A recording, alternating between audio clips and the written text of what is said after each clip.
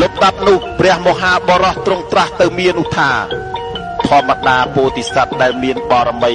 បានបំពេញមកហើយរមែងមានបល្ល័ង្កកើតឡើងសម្រាប់យើងជាពោធិសត្វក្នុងថ្ងៃជាទីត្រាស់ដឹងទើបទ្រង់សួរទៅមាថាណែមាបើអ្នកថាបល្ល័ង្កនេះត្រូវបានអ្នកតើអ្នកណាជាសាក្សីរបស់អ្នក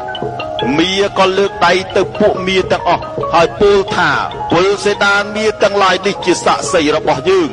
ខណៈនោះសំឡេងក៏លាន់ឮកកងរំពងព្រមគ្នាឡើងស្ទើរស្រុតផែនដីដោយមាបរិស័ទស្រែកថាយើងជាសាក្សីយើងជាសាក្សីមាត្រឡប់សួរទៅមហាបរោះវិញថា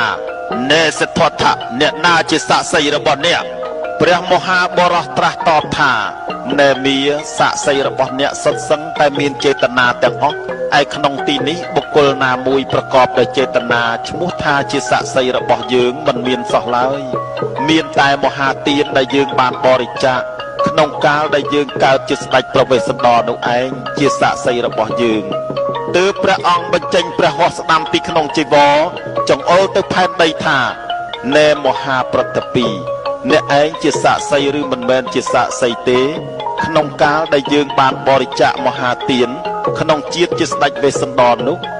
មហាប្រតិពីក៏បន្លឺសំឡេងខ្ទរខ្ទាឡើងហាក់ដូចជាក្រាបទូលថាខ្ញុំនឹងឯងជាសាក្សីរបស់ព្រះអង្គ